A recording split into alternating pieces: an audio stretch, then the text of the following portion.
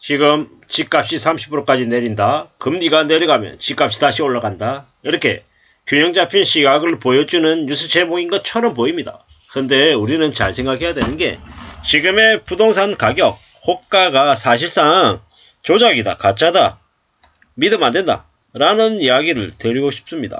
왜냐, 2020년, 2021년 집값 조작 건수가 무려 19만 건이었습니다. 무슨 얘기냐? 실거래가 등록하고 취소하고 한 게 19만 건이 넘었다. 2020년, 2021년 올랐던 집값이 사실상 가짜다라는 겁니다. 그동안에 부동산 실거래가 시스템을 무력화시켰죠. 그냥 개막장 개장난지를 쳤습니다. 그렇게 해서 가격을 5억짜리 집을 15억, 20억 만들어 놓고 지금 와서 그 20억이 된 집값이 15억으로 내렸다고 집값이 많이 내린 것처럼 떠들썩하게 얘기하는데 다 개소리고 잡소리입니다. 믿지 마십시오. 저 집값이 30%까지 떨어진다라고 전망한 곳은 교보정권입니다. 왜 교보정권에서 집값 30% 하락을 얘기했겠습니까? 그네들은 부동산 폐업 대출 관련해서 연관성이 제일 적기 때문에 있는 그대로 얘기할 수 있는 겁니다. 그리고 다른 언론, 다른 금융사들은 어떻습니까? 다 얽히고 설켜 있다 보니까 집값이 30%까지 떨어진다 이런 얘기 못하는 거죠. 금리가 내려가면 집값 다시 올라갈 거니까 괜찮아 대출 내서 가져가도 괜찮다 이런 식으로 계속 뒤로 미루고 있습니다.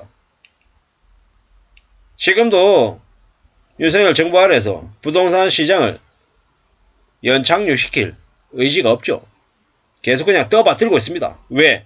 그래야 표가 날아가지 않는다라고 생각하고 있는 거죠. 근데 실제로 지금은 표가 날아가는지 말든지 이런 거 신경 안 쓰고 윤석열 윤대지가 자기의 검사 출신의 자기 세력들을 국회의원으로 꽂아 넣으려고 지금 난리를 부리고 있는 상황입니다.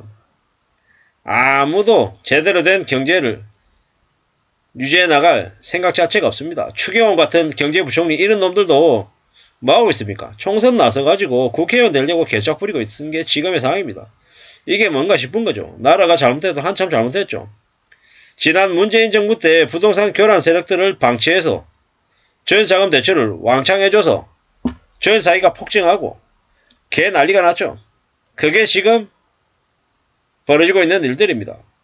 문재인 때문에 집값이 개 폭망이 부동산 시장이 개박살이 났다.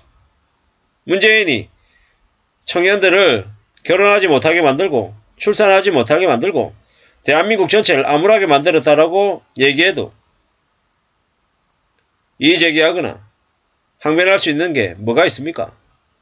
노무현 친구라고 얘기하면서 되게 혁신적이고 개혁할 것처럼 얘기해놓고 흉내만 내고 기득권들, 재벌가들, 족벌가들 딸랑이로 살아왔죠.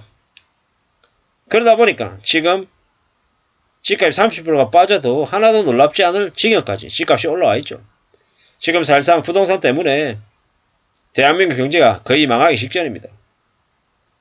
문재인 정부 사실상 이러한 부동산 사기를 동조하고 방치했죠. 법과 질서를 바로잡을 의지가 단 1도 없었습니다.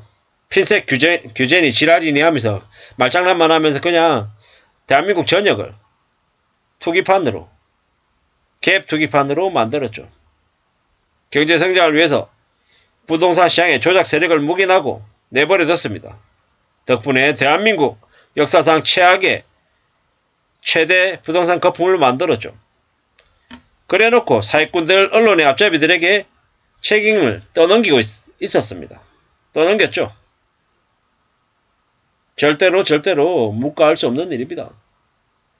오죽하면 경제 폭탄을 문재인이 일부러 국민의힘 보수 쪽에 떠넘기려고 거대한 또 개사기극을 벌였다라고 얘기할 정도입니다. 앞으로 한국의 경제에는 엄청난 충격이 닥칩니다. 어쩔 수 없습니다. 집값이 30% 떨어진다. 저는 저쪽에 훨씬 더 가능성이 크다라고 생각합니다. 금리가 내린다고 집값이 다시 올라간다. 이런 말 안 믿습니다. 금리가 내려가고 올라가고도 중요하겠지만 대출이 얼마나 나오냐가 문제이고 지금 당장은 사람들이 서민들이 먹고 사는데 더 급급해가지고 부동산을 우선적으로 생각할 수가 없다라는 겁니다. 금리가 내려간다고 집값 반등 기회가 된다? 그런 소리 하지 말라는 겁니다. 그리고 금리가 어떻게 내려가는데? 어떻게? 금리가 내려갈 수 있기는 하냐? 택스 온 소리 하지 말라는 겁니다. 2024년에 교보정권에서 수도권이 5% 이상 하락할 거다라고 전망했답니다. 충분히 그럴 것 같습니다. 5% 이상이다. 저는 한 7, 8%까지도 내려갈 수 있다. 10% 가까이 내려갈 수 있다. 라고 생각합니다. 앞으로 더 어려울 겁니다. 장기적으로 30%까지 떨어진다. 10억짜리가 7억 된다. 이건 평균이기 때문에 실제로는 10억짜리가 5억 되고 3억 되는 경우도 허다할 거다라고 봐야 됩니다. 뭐 전문가라고 얘기하는 놈들의 말은 믿지 마시라는 겁니다. 금리 인하로 집값이 다시 덜썩거릴 거다. 한국은행이 2024년 2분기쯤에 금리를 내릴 거다.